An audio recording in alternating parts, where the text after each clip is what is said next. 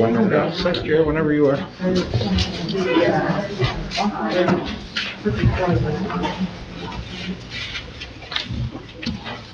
Call the meeting of the Marquette County Board of Commissioners to order. All present except Commissioner Al Holmes is not feeling well.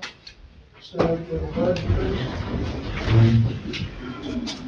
Pledge allegiance to the flag of the United States of America and to the republic for which it stands, one nation, under God, indivisible, with liberty and justice for all.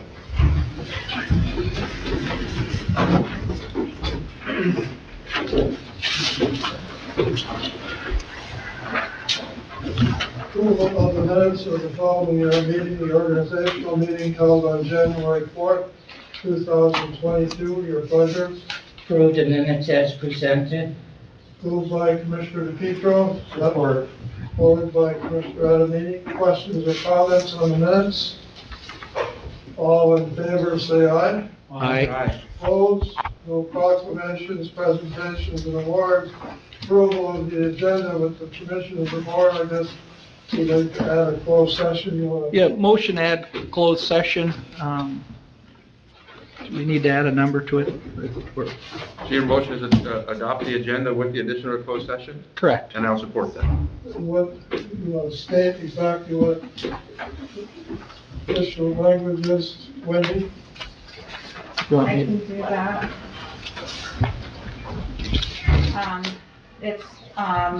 We would go into closed session under MCL 15.268C for a strategy session in connection with negotiation of the corrections collective bargaining agreement.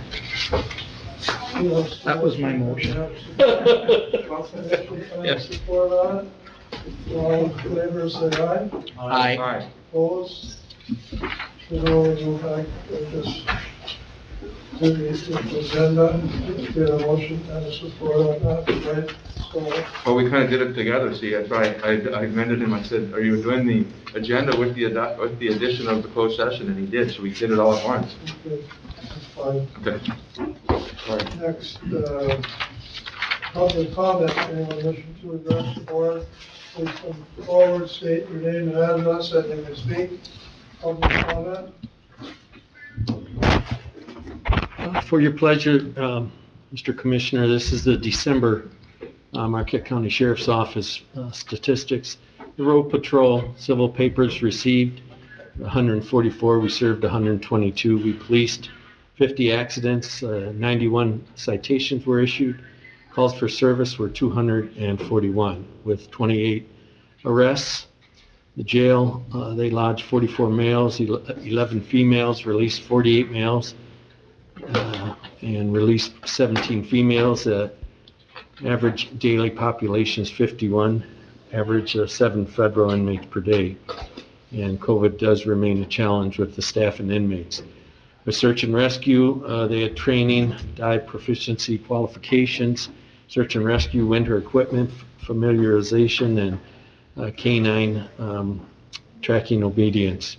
Public safety classes are special operations held ORV classes for 18 students in Forsyth, and a snowmobile safety class for 24 kids in also Forsyth Township snowmobile.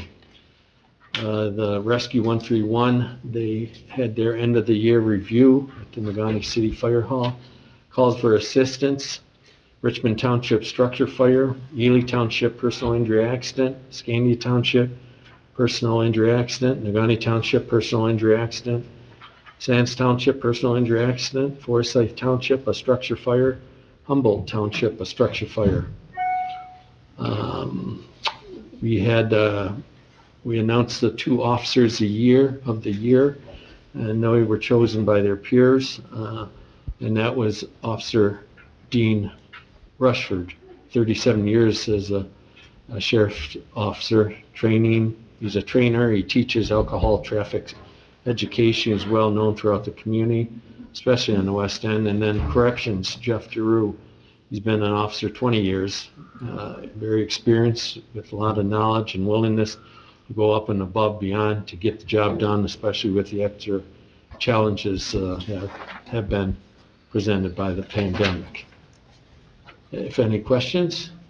What were the, so you said Dean Rushford and Jeff Giroux for what were they? Officer of the Year, Officer of the Year. yes. And how is that elected? That's elected by? That's elected by their peers, the officers on the road and officers in the corrections department. Oh, that's very nice. You know, Dean Rushford does a great job. He's been there a long time, so I know him. I don't know the other one, but that's good. Congratulations to both of them. Yeah, thank you. Thank you. Thanks. Public comment? Anyone else who wishes to make public comment?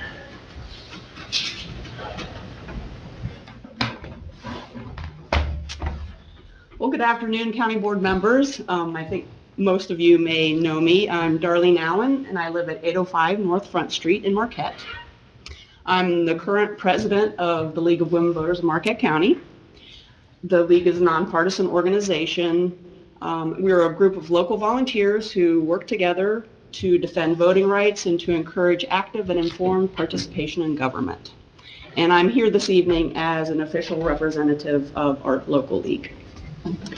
Utilizing the input of local clerks, the League proposed a resolution advocating for citizens' access to voting and for fair participation in our secure elections.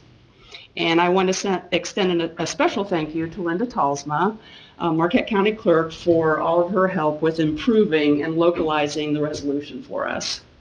You have this resolution on your agenda this afternoon. I'm so used to meeting with you guys in the evening.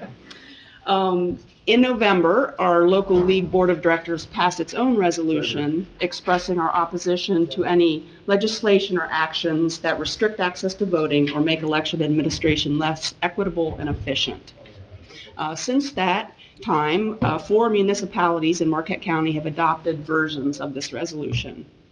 And we hope today that the county board members will unanimously support the resolution before you to let the citizens of Marquette, the voters, know of your support for democracy. It really feels to us like our participation in free, fair, and secure elections, really the foundation of our government, is under threat right now.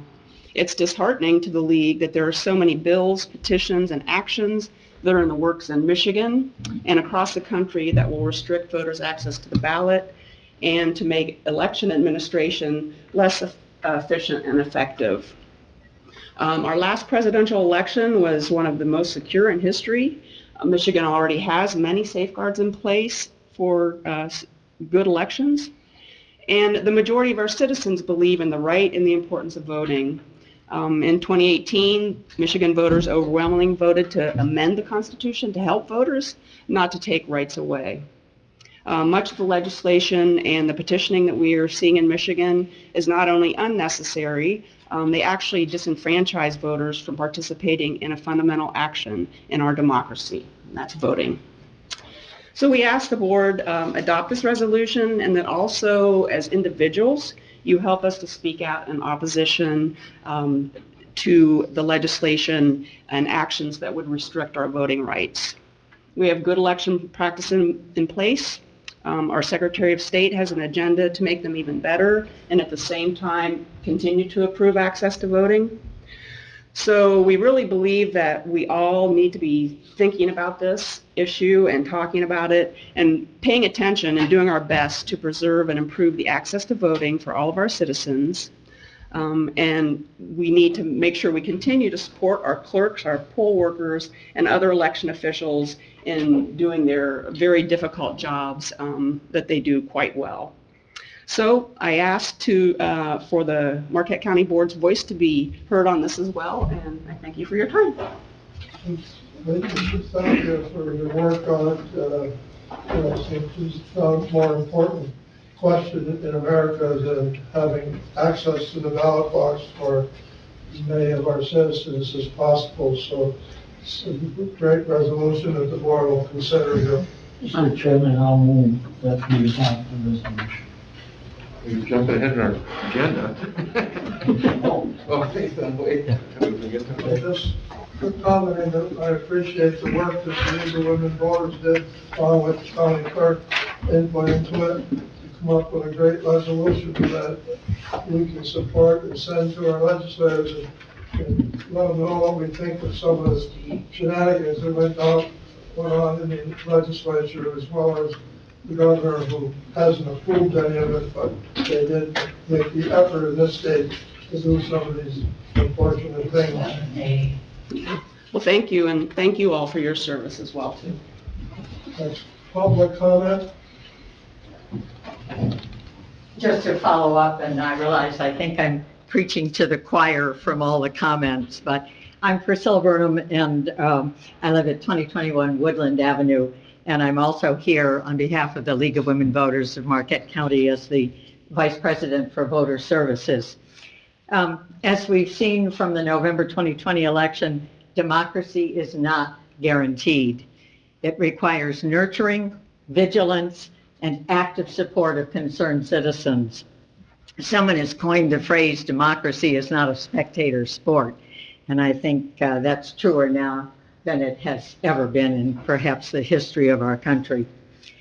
The Michigan Secretary of State's office has issued a number of proposed recommendations that are designed to make elections, to make voting secure, which it already is, to make it accessible to all eligible voters, and just as importantly, to make sure all the votes are accurately, timely, counted, reported, and certified.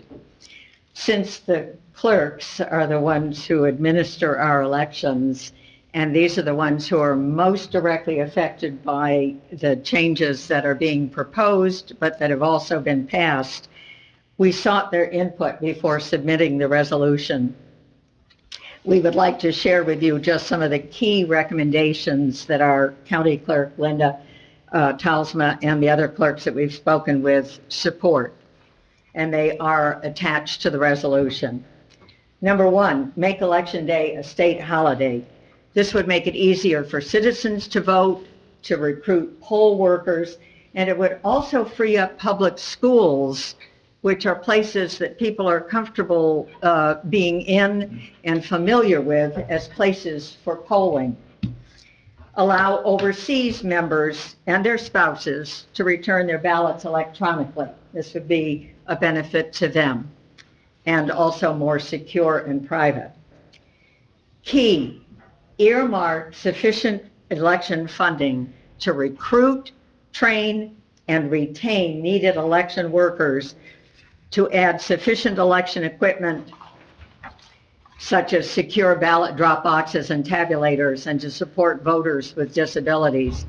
We're losing some of the experienced poll workers due to health, age, and threats against them.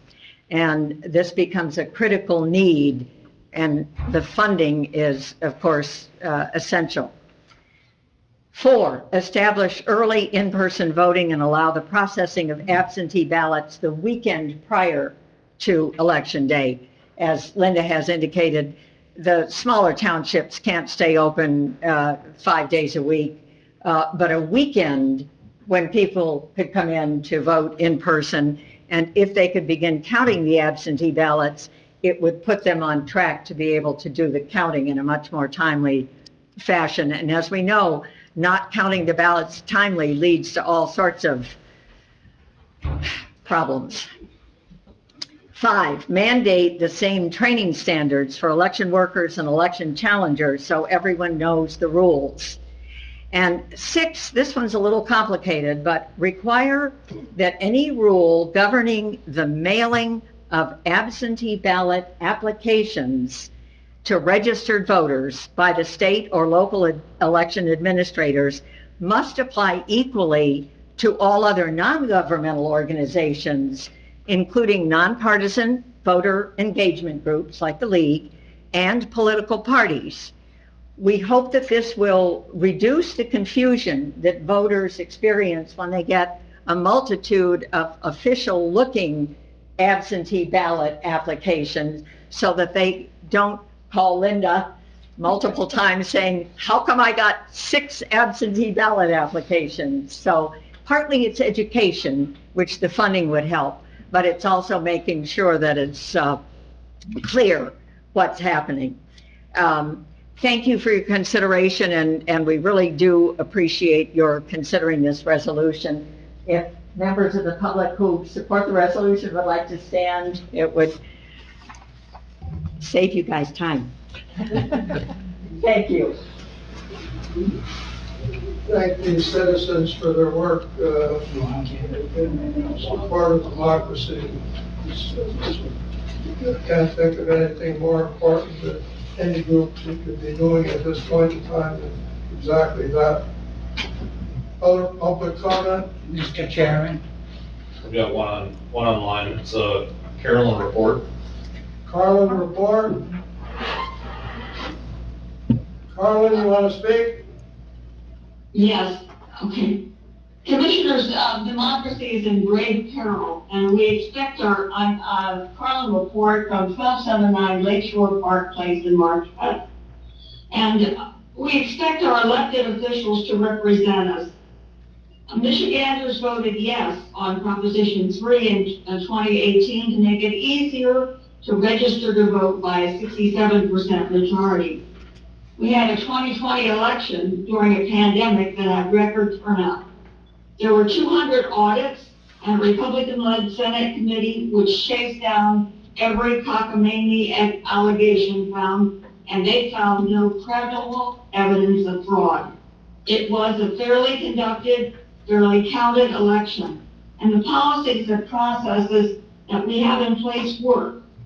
But despite this, Michigan state legislators have introduced 39 bills that restrict citizens' voting rights and harm election administration.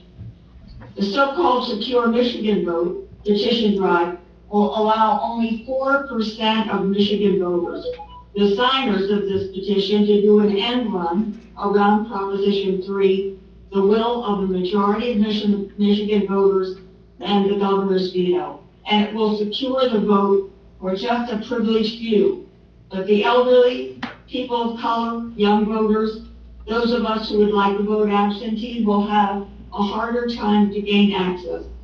The resolution that you're considering gives me hope, and this is what democracy looks like. As you heard, the League of Women Voters supports this resolution, and the Michigan Association of University Women, AAUW, a sister nonpartisan organization, issued a strong statement regarding proposed changes to Michigan's election laws. We oppose measures that would restrict convenient in-person or absentee voting. We oppose measures that would make it more difficult for American citizens and Michigan residents to register to vote, obtain a ballot, or cast a ballot. We oppose measures that would weaken the ability to fairly count and certify election results. And we urge lawmakers to cast aside their party affiliation, support only those election law changes that would enhance the prospect of wide voter participation and secure and fair elections. I do urge you to pass a resolution, but please publish it more widely. Please send it to MAC, the Michigan Association of Counties. Send it to every county commission in the state of Michigan and urge every county commission to pass a similar measure. Send it to Representative Sarah Cambenzi and State Senator Ed McBroom. And send this resolution to Senator Debbie Stabenow, Senator Gary Peters, and Vice President Kamala Harris. The Michigan legislature is attempting to restrict voting rights. The plan to undermine our democracy is being repeated across our nation.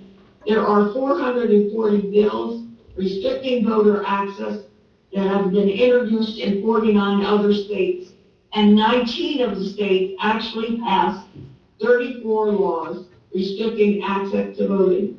In the face of such peril to our democracy, the fact that the Senate has failed to protect us by enacting the John Lewis Voting Rights Advancement Act of 2021 and the Freedom to Vote Act is unconscionable. And your resolution and others like it may be the impetus needed to finally give us the voting rights legislation that the people deserve. Thank you for your time. Thank you, Carlin, for your wise comments. Any other public comment? Any other public comment? Hearing none, we'll close the public comments. Review of claims on the books for the third January 1, 2022 through the 13th, $118,615.03. This not including check payable Elder Delta, biweekly payroll, $814,133.38. Check to Elder Delta, $804.29. Motion to pay the bills Motion to approve all. by Commissioner DeRosa. May I have a support? Support. Commissioner Nardi, questions on the bills? All in favor, say aye. Aye. Opposed? Thank you. No public hearings, privilege comment, conservation district update. Hi, my name's Jeff Trady. I'm on the chair of the Marquette County Conservation District. Maybe a couple months ago, I handed in our packet of information and our financials for the last few years to get you familiar with our organization. The reason I'm here is possibly 2022, we would like to run a millage campaign to raise funds for the district. Essentially, the Marquette County Conservation District is a local unit of government that utilizes state and federal and private sector resources to address conservation issues in our county. We are a local elected board of directors, and we've been providing technical assistance since 1955. Over the past few years, we've been getting our financial house in order and have realized, like all local units of government, the funding is an issue. I sent along at one point some information on where we think the millage can be levied in Public Act 156 of 1851. And so hopefully that was given to you all. And so I'm here to answer any maybe specific questions if you have that I can address, and then to possibly schedule another meeting to see legally what the language would look like, and then to adopt that to be put on the ballot. What's the principal reason you're requesting it? We are requesting it like any other local unit of government that needs to be funded through levied taxes. We used to be supported by the state legislature up until like 2006. We received some fundings, and since then we've just been deriving funding through direct sales and grants to the federal government and the state government. And there are now 17 conservation districts in the state who have passed millages on the county level to support their conservation districts. Along with this great citizens action group about voters, we feel as a unit of government, we would like to put it in front of the voting public to decide if they want to keep conservation money locally and support our organization. I think you really wanted to know what, not so much the process, but what do you want the money for? What would? Oh, just direct, so essentially like what your local unit of government uses it for, direct operations. So as we run off of grants, we have to pull money for our administrative and our office expenses. If we are able to leverage a millage, essentially it would cover our operation budget, and then the money that we were spending on operations, if you want to call it that, would be used to further promote conservation in the county. So you supplied that information to Colin? I think I gave it to the administrator, and in November he gave it to all of you. I gave the commissioner stuff, but when it came to the actual review of the millage component, I provided that to several council quite some time ago, so. It had that I guess much we'd like to see what your operation is and what you're spending, and what, if you got more money, how are you gonna use it? Yes, so we've provided, I think, a variety of that documentation with the exception of actually how it would plug into the budget. I can get that in the next couple weeks. And then you'll be able to see where the money will be spent and how it will be Get spent. all this back to the clerk or the administrator and get it out to the board so they can look it over, because I guess people that's on this board want to know how the citizens are going to benefit from these kinds of things, number one. So I guess put down what you intend to do differently or more than you're doing already. All right, I think the idea is to be more specific rather than generally just say people are in favor of conservation. We want to know, all right, if you get this much money, you plan on doing this, this, this, and this.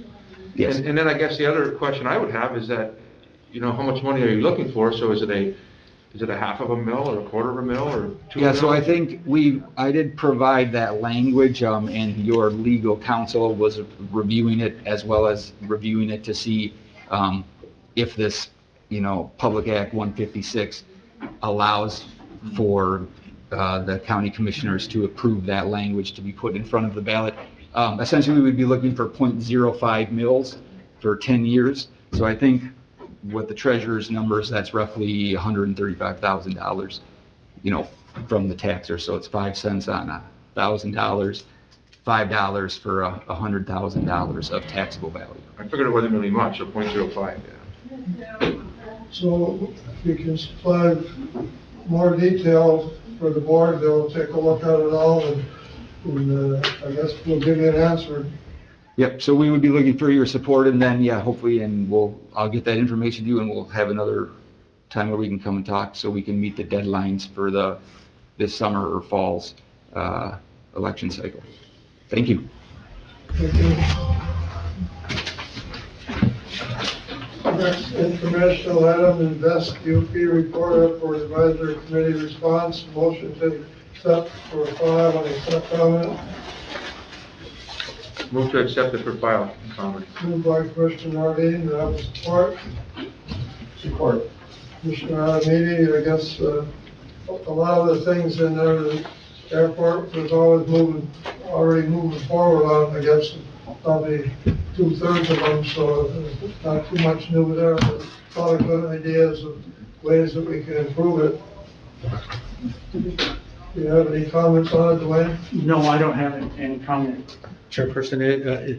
As you stated quite well, it is a lot of issues or a lot of items that we've already addressed at the airport level, and I think it is very appropriate timing for this group to come in, because as we battle through the pandemic, it is great to have the business community step up and behind the airport, because in the coming years we're going to have some challenges as we rebuild the airport with the pandemic. But Terminal expansion needs to have local money into it.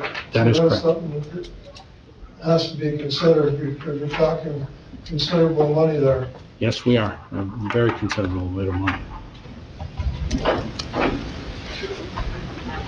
Any other questions or comments on that one? Scott, do you have anything? Nothing more from me, thank you. I think it was a good study. I thank the board for supporting that, and we're moving with some of the items of it now. I think the rebranding is one of those, and working with the airport advisory committee, changing that structure a little bit as a part of these things. So I think some good things to come from. The airport is an important part of Marquette County. It has important possibilities out there, but I think a key thing will be that we have flight schedules that meet what people living in the area and outside of Marquette County want. That's a key thing. I mean, we can do all these other things that's probably would encourage airlines, but we have to get the flights that people want and desire, not only in the county, but around UP. Agreed. Is there anything new on Delta? Currently, we haven't had much change in there. As a commissioner may know, that the Delta has changed a little bit with their operations, changing from a SkyWest operation back to a Delta. But currently, there's not a whole lot to report back. We are working on negotiating or setting up meetings with both Delta and SkyWest to talk about future flight operations. Delta is still flying out of the UP because of the essential air services, right? They have to fly out of these other places, right? They are currently still providing operations out of Escanaba, Iron Mountain, and the Sioux, and they also fly out of Houghton as a United leg. So, and them are all of those are. So we essential never received the essential air services money, so now we end up with a problem because of that. which seems ironic to me, but, because it is it's a problem with anybody heading west, you know, I mean, if you're heading west, you wanted to fly from here and go to Minneapolis, you didn't want to go from here to Detroit, or from here even on American, from here to Chicago, I mean, it's a problem, you know. It is, and we're taking it step by step and starting out with conversations with Delta directly, and then also coupling that with conversations with SkyWest. Granted, SkyWest at this juncture is really taking directions through Delta, so they're somewhat just operating as a contractor for Delta, and Delta will direct what flights and what operations we have. All the other airports in the UP, with $1 to $3 million they can spend for essential air service and have a contract, we get zero. And pay our own way by the monies we bring in or what the board appropriates. So, you know, that's really hard to digest when you get harmed by a service like this. Chairperson, that is very correct, and granted, I wouldn't want to say that we're anti-essential air service, but I know this pandemic has caused a lot of waves throughout the aviation industry, and there has been throughout the system specific essential air service markets that have lost their operations just due to the fact that the pandemic has not only affected flight crews, but maintenance crews, affected aircraft operations. So it has affected a lot of different communities across the board. Granted, we do have the challenge of competing directly against surrounding airports that are all essential air service. You've been outspoken on it, and the board has been outspoken and taken our legislators aware of this for a decade or more. But at least I'd have to give them some credit where the CARES money came around, they treated us pretty fairly, so maybe we made up a little bit for the money that we lost over the last 30 years. Yeah. You know, I always understood that, thinking back, that we couldn't get the money from the essential air services because you were only allowed to have one major airline. And we wanted to have more than that because we wanted to be a regional airport, which we did. But now that if Delta's not flying out of here, can we now get essential air services money? Well, Delta is still operating. Just certain flights. They fly to Detroit. Their operation was both Minneapolis and Detroit. Now they're just operating the Detroit runs. So we still are having service through two of the carriers, both American and Delta.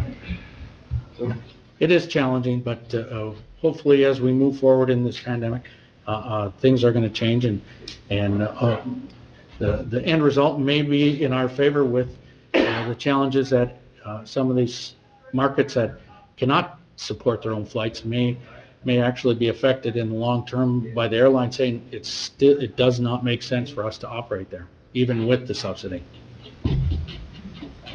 We have a motion and support to accept it. Any further comments?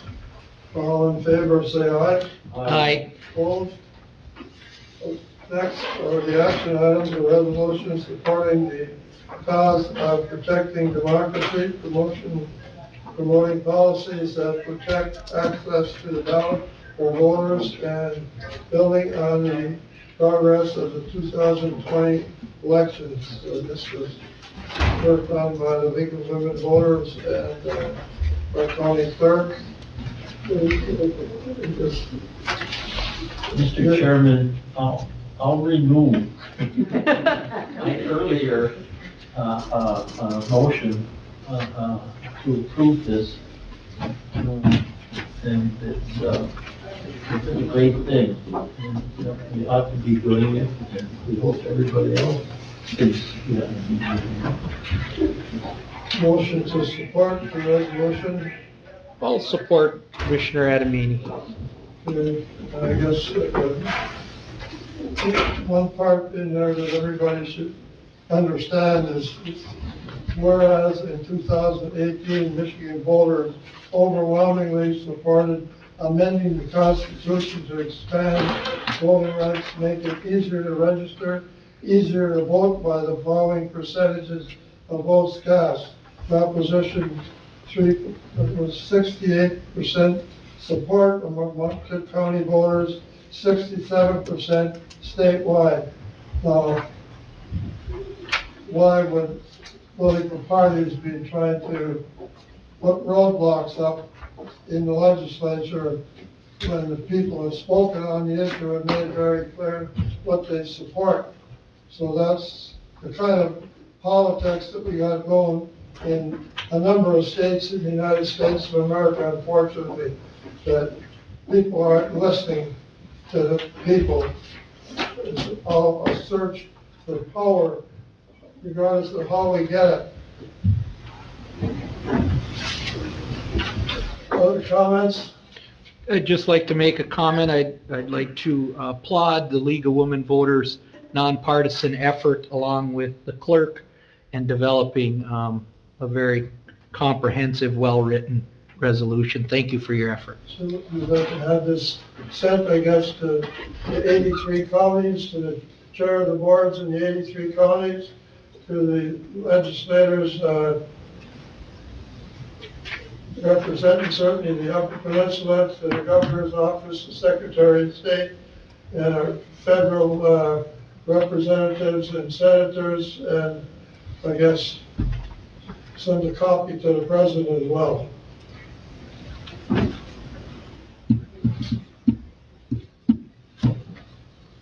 Any further comments?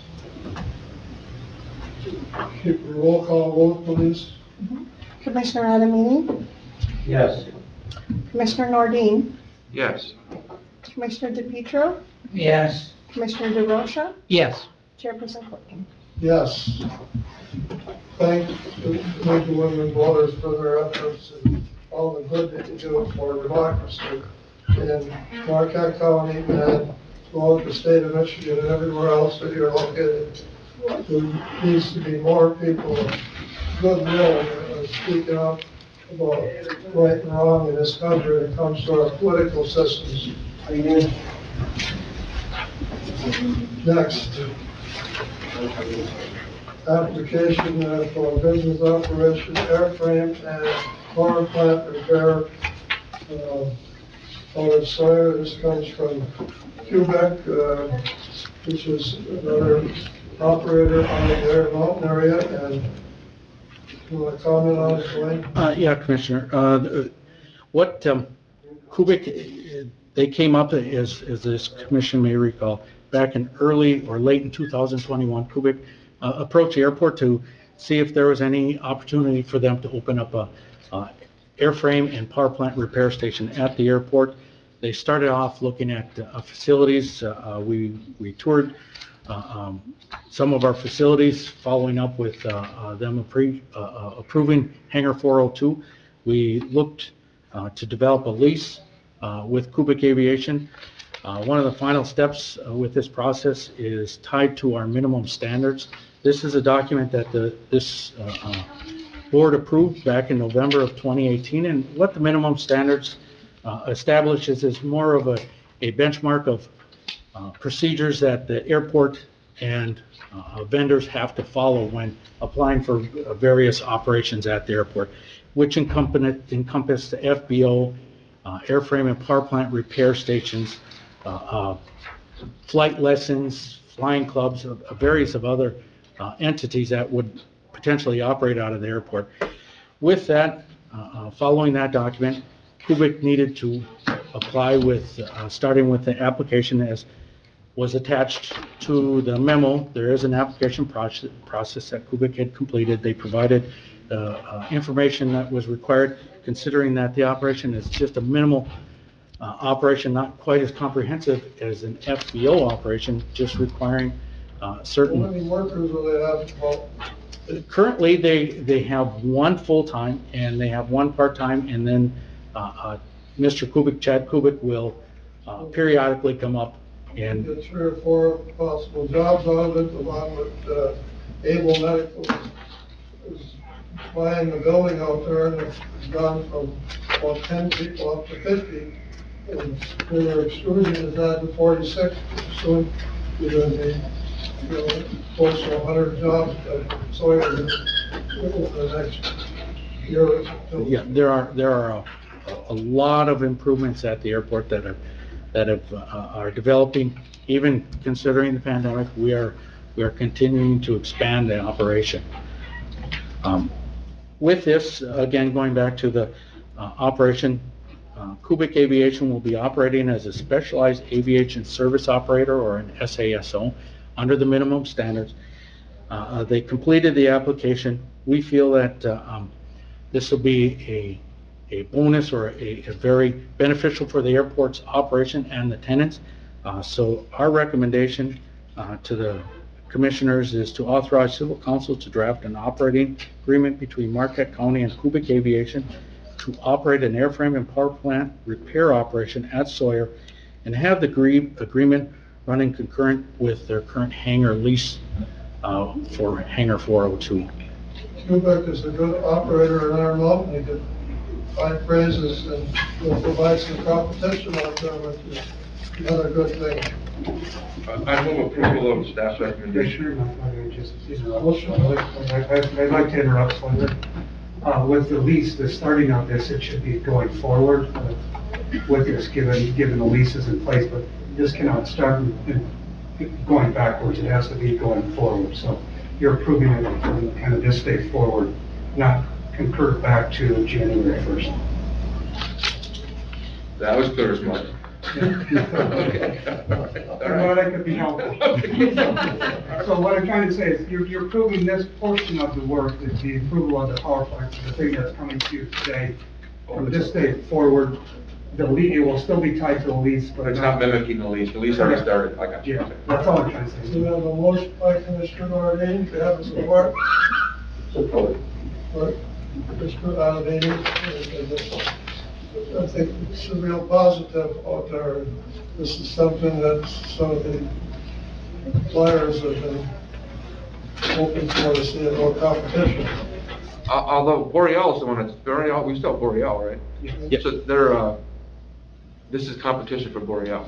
It is competition for Boreal, primarily on only one aspect of the operation, and that's aircraft repair and maintenance. That is the operation that Kubik is requesting the application to be approved, just for airframe and power plant repairs.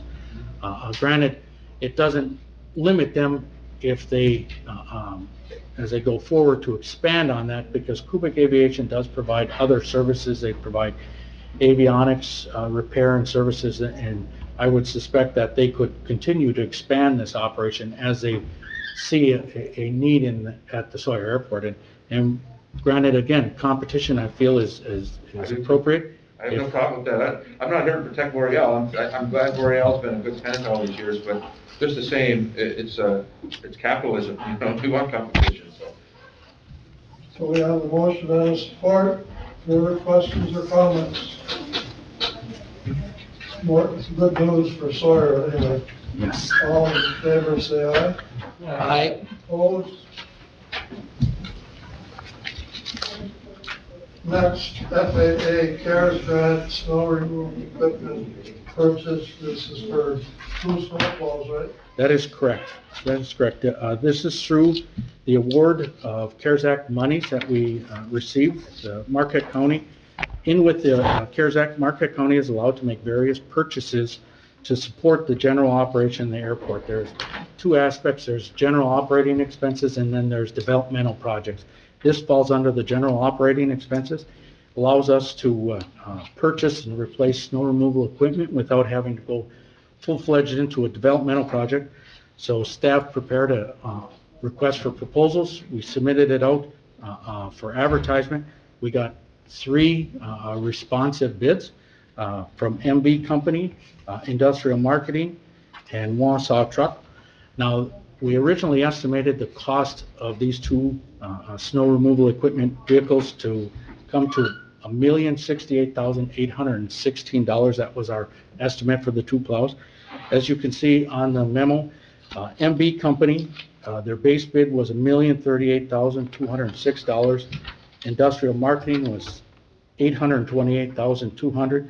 Wausau Truck was $503,900. $503,906. Included for the trucks. Now, the big difference is that Wausau Truck, they made a mistake in their bid proposal, and they provided the cost for only one vehicle. Granted, that would have nullified their bid, but I felt it was still appropriate to bring that number to the board so that they could see what the competition has put out there. Included in that request for proposal, we included two alternate bid costs. One was to include additional windshield wipers and an AM/FM weather band radio, and that was alternate one. Alternate two included a 5-year extended warranty for the chassis, engine, transmission plow, and underbody scraper plow.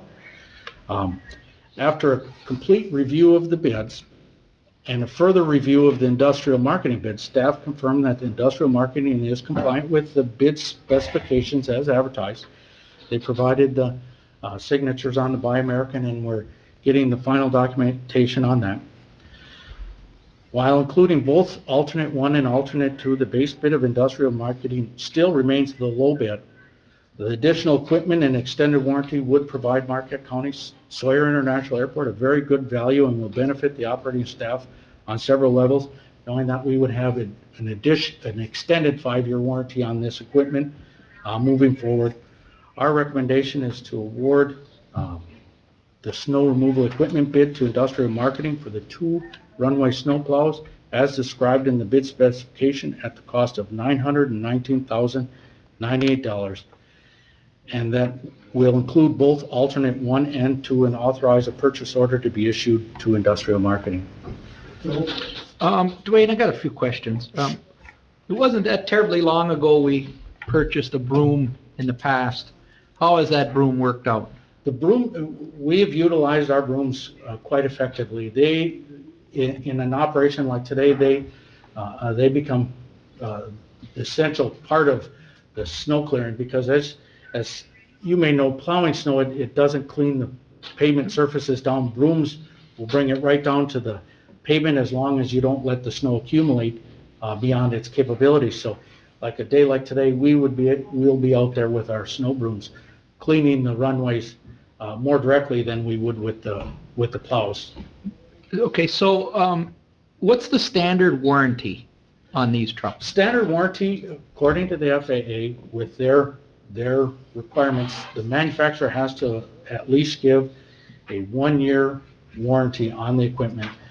Granted, the Oshkosh gives 1-year warranty on everything short of the transmission, which they give a 3-year warranty. So looking at this, we would have, if approved with the warranties, we would have a standard 6-year warranty for these 2 plows with a 8-year warranty on the transmission. So then how much is the 5-year warranty? That's not broken down. How much does that cost? The 5-year warranty for industrial marketing, which is on the first page, alternate 1, which is $85,892. For 5 years? For 5 years, for the two and pieces. It talks about underbody? Right, I guess if we got a broom, what's the underbody? Well, we always go with an underbody plow in the event that we have accumulation of ice. Fair. Where the underbody can provide the pressure to strip the ice off the airfield. So is the broom warranted for 5 years? The broom, this is just the plow. This isn't the brooms, but our brooms, when we bought the MB broom, we got a standard 1-year warranty on that. Granted, that one fell off of the AIP program. I guess my question is on this 80,000 plus 5-year warranty, is the broom included in the warranty? No, these are just for 2 runway plows. This is not a broom. This is not a broom, just plows. We currently have, in our operation, we have 2 brooms, we have several plows, and we have snow blowers. Okay, thank you. Yep. Recommendation is to award industrial marketing the bid for 2 runway snow plows as described in bid specifications at the cost of $919,098 that will include both alternates 1 and 2 and authorize a purchase order to be issued to industrial marketing. I have one question. Is this amount about $600,000 less than the estimate? No, our estimate for the two plows came in at $1,068,816. Now, if you're, I thought you said $1,600,000. no, I'm sorry, it was $1,068,000. 150 less, isn't it? I would make a motion to follow staff's recommendation and go with industrial marketing. Oh, I do have a comment, so the support. Support. So a couple of things. One, and I see what Commissioner DeRosa was getting at a little bit, is that I'm not sure, you'd think this equipment would be good for 5 years. I'd be shocked if it wasn't so. I'm not a big fan of getting some of these warranties, you know what I mean? Now you're talking $86,000 for a 5-year warranty on a heavy-duty piece of equipment. I'm not sure about that. So I'm not real keen on that. I'm okay if everybody else is, but I'm not real keen on the $86,000 add-on. I'm okay with the alternate number one, so it's only $5,000, and I think it should have an AM/FM radio. And wipers, extra wipers. But so I'm not so keen on that. Although I do want to say, before we get on with this, is that when I first saw this, I was very happy. And I was happy because industrial marketing is one of the few businesses that has been at Sawyer from the beginning. When the Air Force left and we started developing Sawyer, we've had lots of businesses come and go, and only a few of them that have stayed.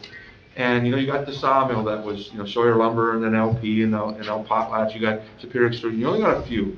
And they've been there. Industrial marketing is there. So this company is actually sitting there. I don't know if they're in the same quonset next to Marvin's. And I think Wendy Urkela may be still there. I don't know. But I think it's great when we can spend money at Sawyer and have the vendor be someone from Sawyer. So that's a wonderful thing. And I do want to always recognize them companies. Another one's Canusa, or Adler Lumber, which was Canusa, is another one of those that just kind of continues on and on and on, and we never talk much about them. We always talk about the Superior Extrusions and the Potlatches, but there's a couple of smaller businesses that have been there from the beginning, and this is one of them. I'm happy with that. That's all I have. If I just may add one thing about the warranty is I agree, the expense of the vehicles, you would expect them to be able to operate without any challenges, at least for the first 5 years, you would suspect. The challenge that we're facing more directly now than we had probably in the previous decade was the fact that these pieces of equipment are more and more technical. They're actually computerized to where these trucks will have several computers that operate the various systems, and it's challenging with the staff that is not as equipped or as versed on the electronic side to even troubleshoot some of this equipment. And that's where it does come into play well for us if we have technical issues. You just get an error code, and then the staff has to try to figure it out, and if we have the warranty, then we're able to call in the staff and they can come in and evaluate it. And in a lot of cases, it's not necessarily a troubleshoot and fix. It's more of a remove and replace of electronic components that fail. That does not take very long. Granted, we would hope that over the course of 5 years, you wouldn't see $89,000 worth of repairs, but there's always the potential. Is the emission systems covered under this warranty? The whole truck for the 5 years. In its entirety? In its entirety, yes. Okay. You know more about it than we do. Any other comments, questions over Mr. Chairman, this is for Dwayne. I've been in your garage. What's your oldest piece of equipment that is very dependable yet? Well, we have some rollover trucks that date back to the 80s, early 80s, and I believe they're actually even older than that we still on a regular basis utilize them. Granted, they have been refurbished during the Air Force era. They were refurbished before we got them, but still, these are very old pieces of equipment. Now, if you were to look at our newest plow truck that we purchased since we've been there, it is a 1995, if I'm correct. It was I'm just trying to think. It was a 1995, but we haven't purchased any new plows in a very long time. We did purchase a brand new snowblower in 2012, and that, short of our broom, that's probably one of the newest pieces of equipment that we've purchased. Well, that's where I was going with the question, is because these equipments, they last for many, many years, and you do have failures of a hydraulic hose or, common wear and tear. But, I mean, even Marquette County, they try to keep their plows and sanders for as many years as they can, just like other communities. And I think we're really getting our bang for the buck with this bid.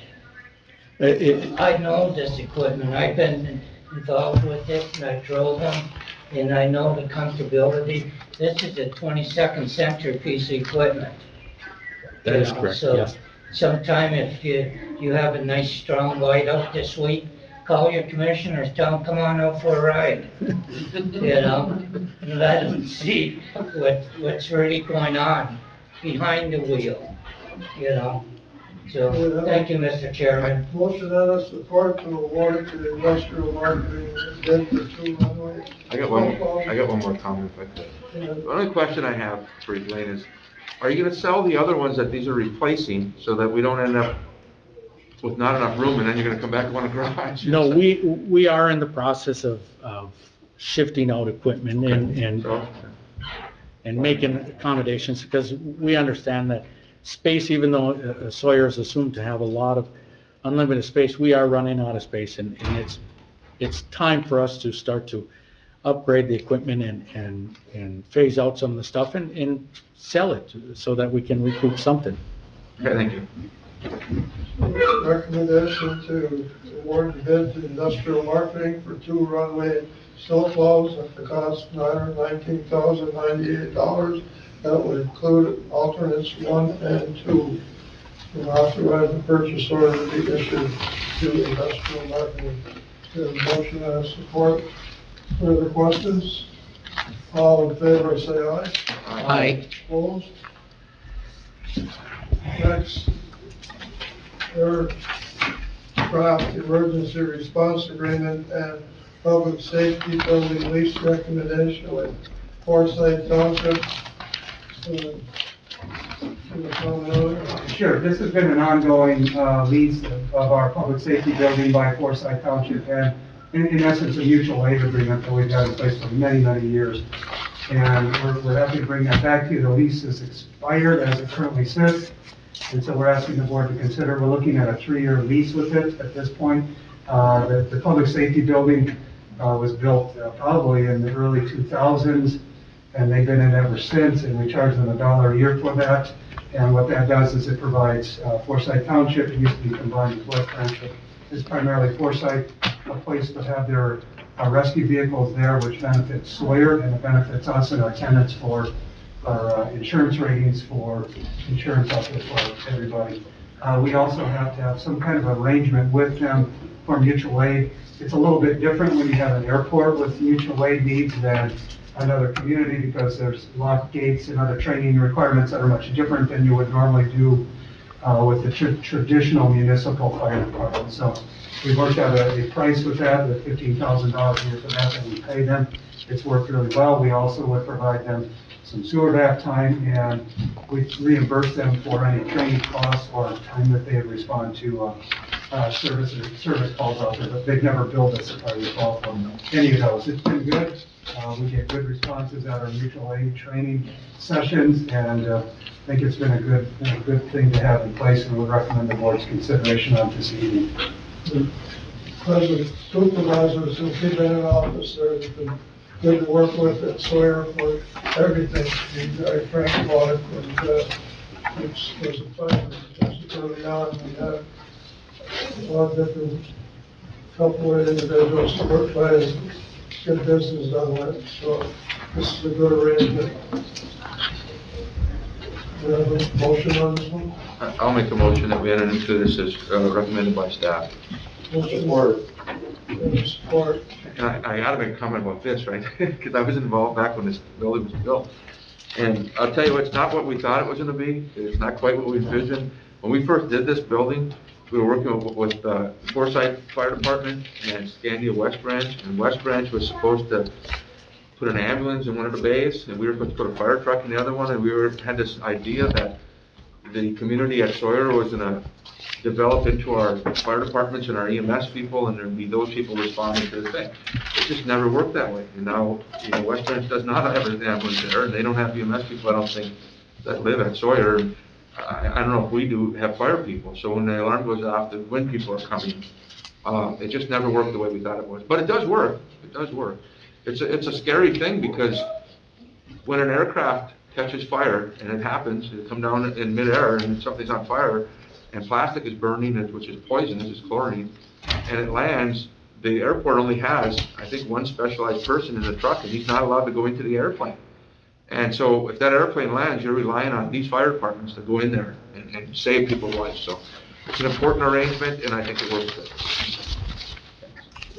Motion there, support, cost county $15,000, it's money well spent. Any other questions or comments? All in favor, say aye. Aye. Thank you. Next, we have public comment. Anyone from the public who wishes to comment?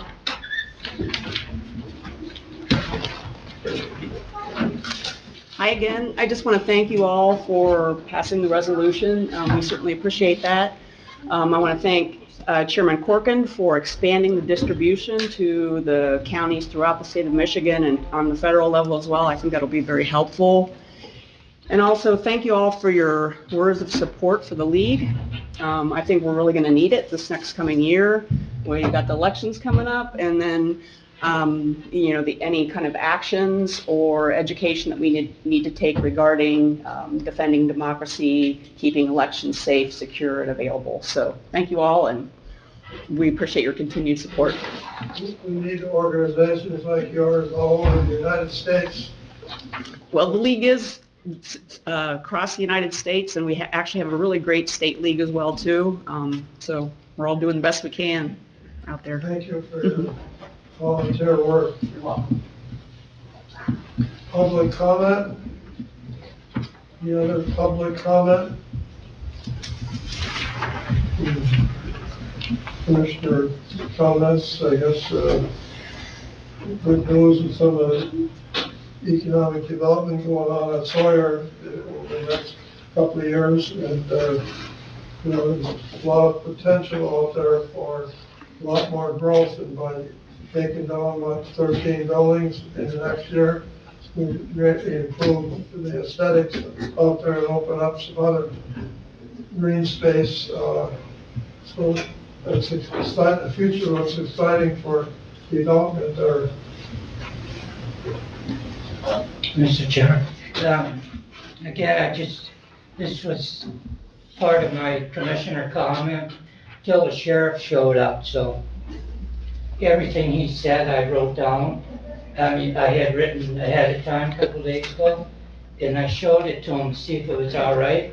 Yeah, so he said most of the comments up there at the speaker, so I'm just going to say, again, congratulations on receiving these awards for Deputy Jeff Giroux of the Jail Correction Division, and Deputy Dean Rusher of the Road Patrol Division, and the rest of you, the county clerk's got the rest of the story on the recorder. Thank you. Maybe they'll make you lieutenant over there. Other commissioner comments? Staff comments? No, other than closed session. I'd like to make a motion to move into closed session based on MCL 15.268 for strategic session. 268C, right? Support. Oh, C. Yeah, there's in parentheses, there's a C. Oh, yeah. I don't think people know I that. have my glasses on. Roll call vote. Commissioner DePietro? Yes. Sorry. Yes, I know you're napping over. Commissioner Adamine? Yes. Commissioner Nordine? Aye. Chairperson Corcoran? Take a couple-minute recess. Where do I shut down? Nice.